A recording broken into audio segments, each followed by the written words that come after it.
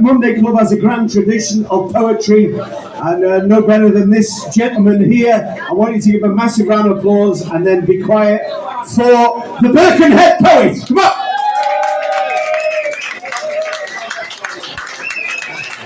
on! Nice one, thank you. Everyone having a good night, yeah? Well, you wouldn't be having a good night if it wasn't for what happened today. The 11th, the people who fought and died to give us what we've got now. This first poem is called 11, 11, 11. On this day, the guns fell silent. Today, the killing has ceased. Today, the church bells ring out to rejoice that the world is at peace. There'll be no more whistles blown, no soldiers going forth over the top. Today, the fighting has ended. Today, the slaughter has stopped. The carnage has come to an end. Today, the bugle will sound the last call. On this day, we remember the fallen as we reflect on the futility of war. Today, we stand together in silence in remembrance of the heroes who fell. And today we reflect on the horrors of war and honour those who fought through their own living hell. This is a day of remembrance. The Great War has come to an end. Today we stand shoulder to shoulder to mourn our lost loved ones and friends. Today a poppy is worn in remembrance, so never forget the sacrifice given, so laden in sorrow. For today we remember those who charged to their doom to deliver us the hope of a brighter tomorrow. Thank you.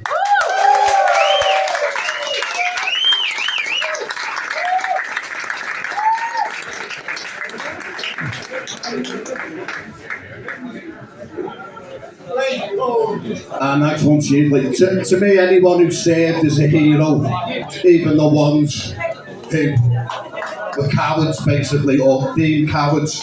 This one is a sad one. This one is like a poem of a true story, and it's called Shot at Dawn.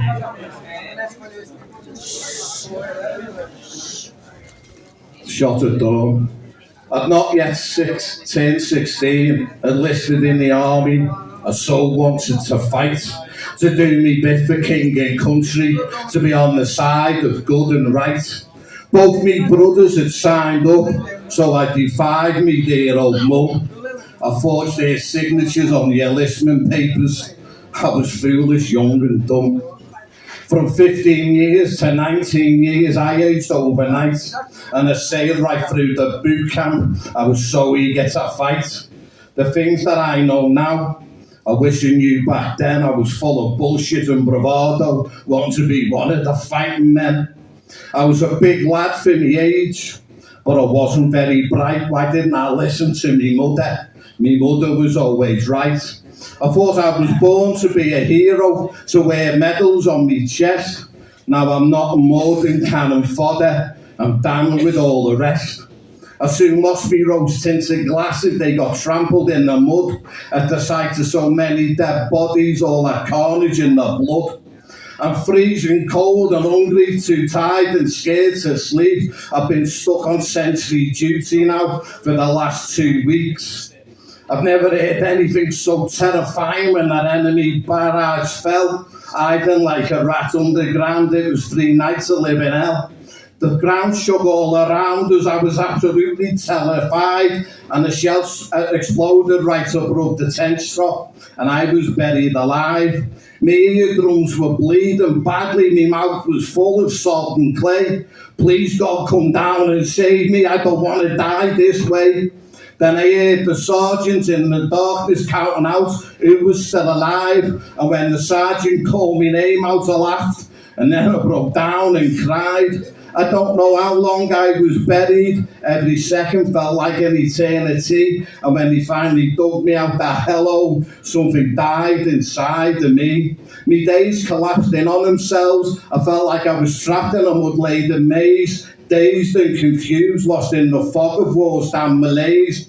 All I could do was find a farm little corner to sit alone and weep. I couldn't function properly, and each night I'd cry myself to sleep.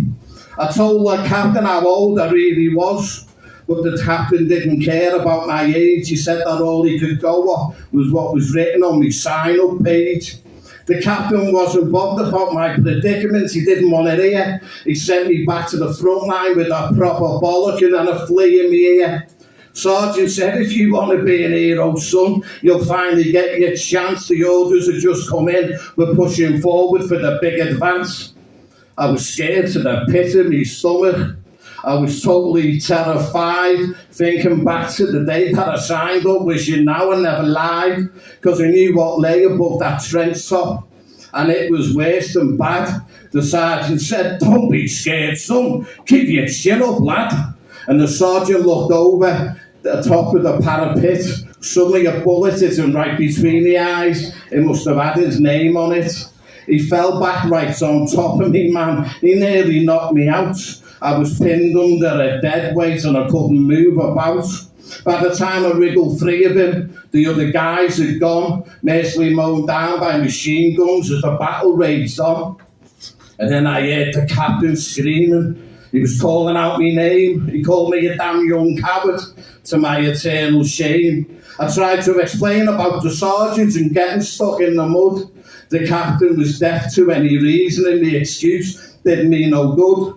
Captain put me on field arrest. I was immediately taken off the line. They told me my court-martial hearing would be held in 4 days' time. I told the panel my true age about my actions, exactly what I did. They said I was just another lying young coward who'd run away and hid. The verdict they passed was guilty, the sentence, and the down was death. I screamed for mercy on deaf ears until I couldn't catch me breath. The weight of the world sat on me narrow shoulders. I'd never felt so alone. No one had never seen me mum again or me family back at home. It rained all week relentlessly as the sun rose on that frightful morn. This is going to be my last day on earth. I'm going to get shot at dawn. I felt the warm sun hit me face, but the air was bitterly cold as they marched me out to that post against the wall and tied on my blindfold. My body shook uncontrollably. I was absolutely terrified, innocent yet deemed guilty, about to be shot by my own side.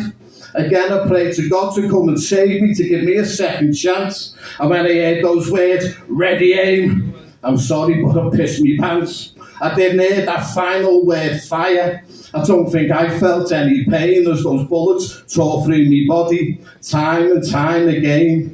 I died branded a coward, my service forever put to shame, to be remembered only as a black mark on my family's good name. The record shows I died nearly 20, but in truth I barely just turned 16, labelled a coward in the Great War. But tell me, what does cowardice even mean? Thank you.